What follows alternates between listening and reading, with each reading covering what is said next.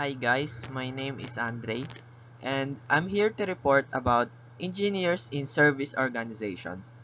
So ano nga ba yung service organization?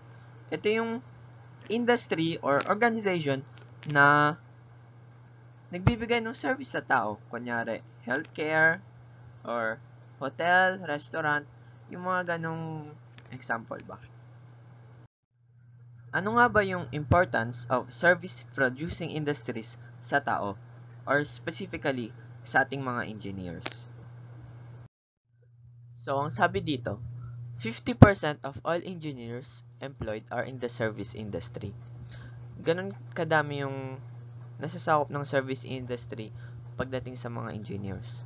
Specifically, they are in sectors such as computer applications, government services, colleges and universities, research, biomedical, and health services. However, most engineers in this service sector work in information technology and computer-related occupations. Meaning, mas kailangan ng mga company yung mga engineers pagdating sa mga technical na bagay. Ano pa nga ba yung mga dulot ng engineers sa service industry? Sa government, engineers contribute services that include water purification, waste management, law enforcement, transportation, national defense, and demographic statistics. So, iba't ibang uri or lahat ng engineers ay kinakailangan ng gobyerno para mapatakbo ito ng maayos ang nasasakupan niya. Next is, college educators and researchers are essential to the growth of engineering by providing a service to all future engineers. So, ito yung mga graduate ng engineer na pinili yung career nila sa academe din para magturo sa mga iba pang aspiring engineers. Sunod is sa healthcare industry naman, mga biomedical engineers provide services for diagnostic and therapeutics devices, artificial organs, and prosthetics. Ang sabi naman dito, karaniwan daw ng mga engineer dati ay nasa mga manufacturing industries kung saan nagde-design sila, nagbi-build, test, and improve manufactured products. Pero dahil nga ngayon sa tumataas na demand sa faster growing service industries, kailangan na ng mga engineer din sa mga service industries. Kaya overall, job opportunities in engineering are expected to be favorable. So, pag-graduate natin, asahan natin na magkakaroon tayo ng mas madaming opportunities sa service industry or kung saan man sa gusto nating lakaran na career. Next is, ano nga ba yung mga characteristics ng isang service sector? So, ito yung mga common characteristics ng isang service industry. Una ay, most services are intangible. Ibig sabihin, hindi nahahawakan. Like, for example, education. Nahawakan nyo ba yung education?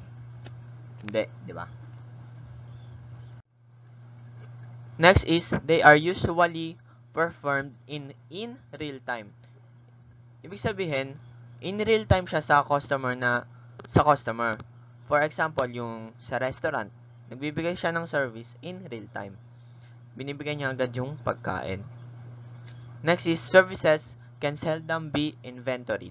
Hindi siya nalilista. Seldom lang, pero yung iba nalilista siya, yung mga services. And then next, most professional or consulting services are customized, personalized, and labor-intensive. Ibig sabihin, depende sa customer kung ano yung pipiliin nilang service para dito. Merong pinablish na libro si Lovelock tungkol sa service industries. And ito yung mga na-discover niya. Una, the average service business today loses 10% of its volume annually due to poor or inattentive service. So, for example, gumawa ka ng restaurant, tapos di masarap yung pagkain mo, o kaya yung mga waiter mo ay hindi kinakamusta yung mga customer, malulugi talaga yung business mo. Second is, 96% of happy customers never complain. Di sila nag-complain, tahimik lang sila. But 90% of this tao, itong mga taong na 96%, hindi na sila bumabalik. And sinasabi pa nila sa mga kasama nila, each one tells at least 9 others. And 13% tell more than 20 others. So, kung hindi sila nasarapan sa pagkain mo, syempre, bakit pa nila sasabihin na masarap yun sa ibang tao na gustong pumunta doon, lalo na yung mga kaibigan nila. Hindi na nila i-refer yung restaurant na yun. Pangatlo, each happy customer tells at least 5 others, some of whom will become your customers. So, yun. Kapag masarap naman yung pagkain mo, syempre, doon na sila, babalik-balikan nila yun, di ba? And then, magdadala pa siya ng mga ibang customer na mga kaibigan niya. Tapos, yung mga kaibigan naman niya, magdadala pa rin ng magyayaya pa rin ng mga ibang customer. Kaya, magbo-boom talaga yung business mo. Number 4, the best opportunity to increase sales and market share is through your present customer base. Because it costs 5 times as much to attract new customer as it does to maintain an existing one. So, ano ibig sabihin nun? Yung customer base mo, ibig sabihin ng customer base, yung mga customer mo na talaga or mga suki. And then, ang sabi dito, 5 times siyang mas tipid kaysa mag-attract ka ng mga bagong customer. Kasi gagawa ka pa ng mga ads. Kaysa kung yung pinapanatili mo yung service mo dun sa mga suki mo, mas magkakaroon ka ng revenue.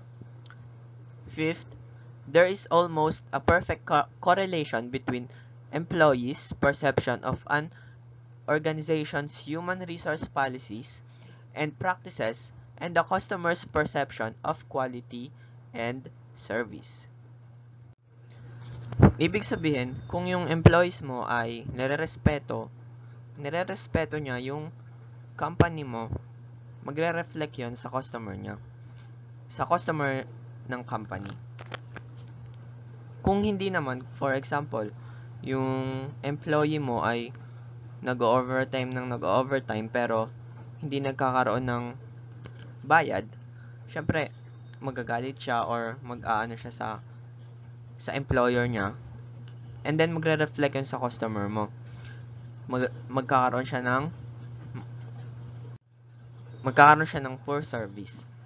Sixth is, the best indication of an organization's long-term financial success is the customer's perception of the relative quality of service. So, yun na nga. Kung iniisip ng customer mo na maganda yung serbisyo nyo, mag-i-indicate yun ng maganda yung kararatingan ng iyong company. So, ito yung mga specific service industry examples. Number 1 is computer applications. Number 2, government services. Number 3, green engineering. Number 4, college teaching and research. 5 is biomedical engineering and health services. So, ito ngayon sa tingin ko yung pinaka-in-demand talaga, which is computer applications. The rapid spread of computers and information technology has generated a need for highly trained workers to design and develop new hardware and software systems and to incorporate new technologies. So, dito na papasok yung mga computer engineers, computer scientists, or software engineer, or lahat na may kinalaman sa computer. Sabi pa dito, growth among these occupations will create employment opportunities for engineering, natural science, and computer and information systems manager. So, madaming job opportunity pagdating sa computer field. So, ito naman yung figure kung saan makikita natin yung impact ng computer technology sa buhay natin. So, nagsimula lang siya sa semiconductors, naging transistors, nagkaroon ng integrated circuits, hanggang sa naging computer. Tapos, yung mga computer naman nito, yung gumawa sa yung nagkaroon ng way para magkaroon ng consumer appliance controls like kitchen equipment, washers, dryers, like ganun. Then, pati sa financial and banking, napadali yung mga records and fund transfer ngayon nagkaroon na ng mga online like GCash. Then, sa business, yung mga inventory, payrolls, checkouts, and credit cards. Nagkaroon din ng impact sa manufacturing. Nagkaroon ng computer-aided design like yung mga 3D printer. Then, computer-aided manufacturing process control like mga AutoCAD.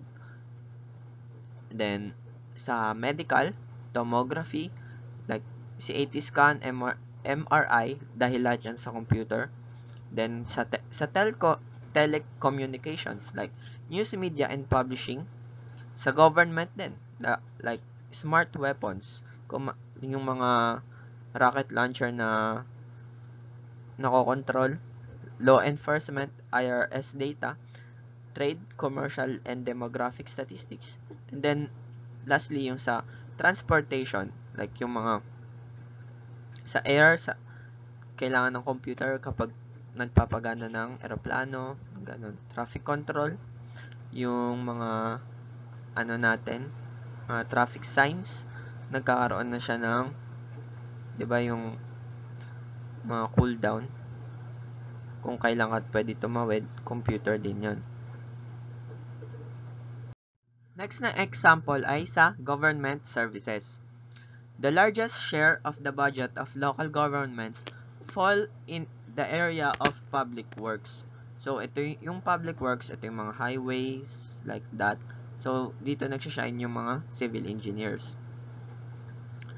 And majority of the engineers employed by the government is sa defense, intelligence, and space agencies. So, kung gusto mo pumunta magtrabaho sa NASA, sa Environmental Protection Agency, Department of Agriculture, Energy, and Transportation. At the state level, the largest employment of engineers is in the state highway. So, yun na nga, yung mga sa transportation.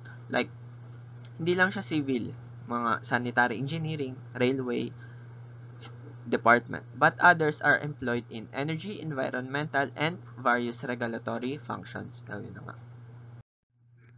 Then, ito pa yung mga example ng mga government services. Like yung mga streets, highways, bridges, maintenance na ito, lighting, traffic control systems, and then yung sa water purification, yung mga parks, playgrounds, airport, kailangan ng mga engineer.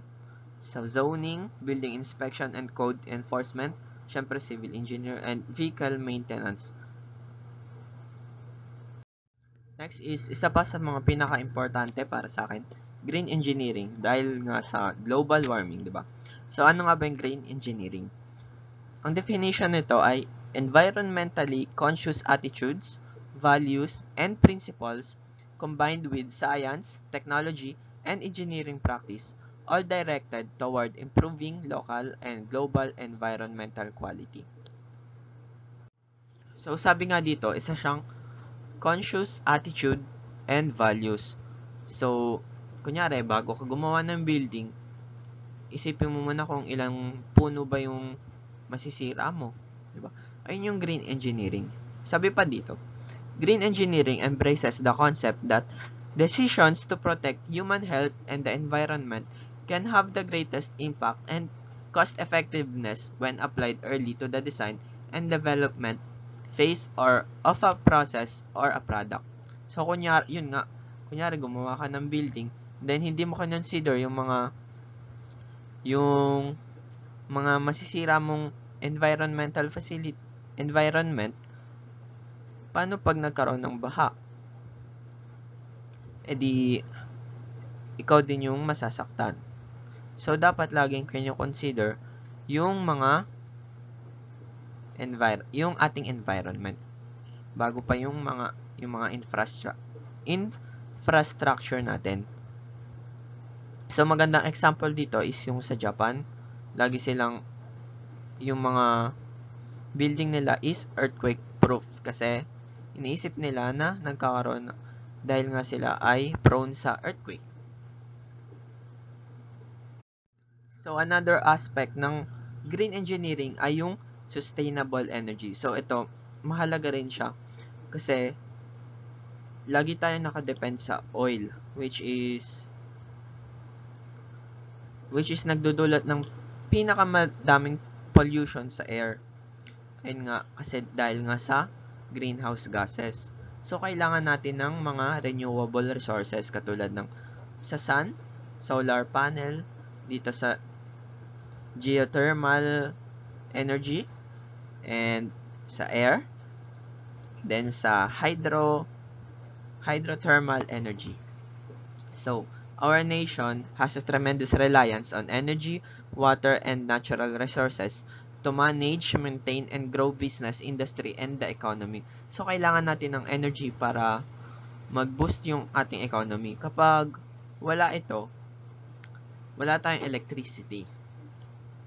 Kaya, yung mga engineers have a key role in developing new and renewable energy producing products and services, and in determining strategic methods to conserve, harvest, and redirect beneficial uses of all natural resources. So, yun nga, kaya kailangan ng mga engineers na mag-innovate pa para next generation, hindi na tayo gagamit ng mga oil which is pollutant sa environment. Next is college teaching and research. So, isa rin to sa pinakamahalaga. Kasi isipin nyo, kung yung mga engineers ay lahat pumunta sila sa field and then wala nang natirang magtuturo sa mga bagong gustong maging engineer. So, kailangan natin ng mga college teachers na bihasa sa pagtuturo ng engineering. And then, sa college din kasi nagsisimula yung mga research. Kaya mahalaga ang services na ito.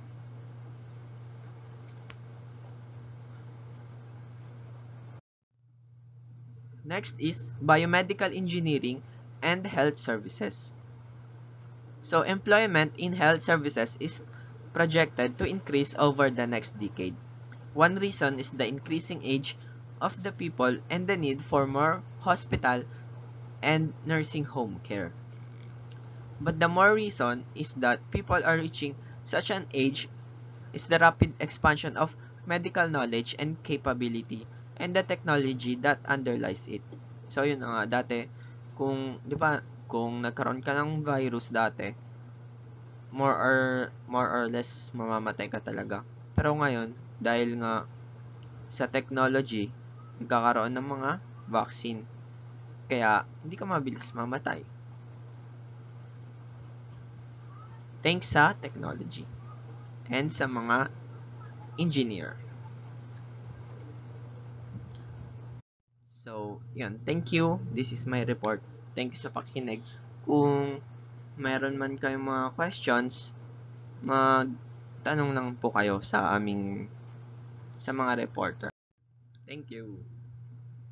Thank you.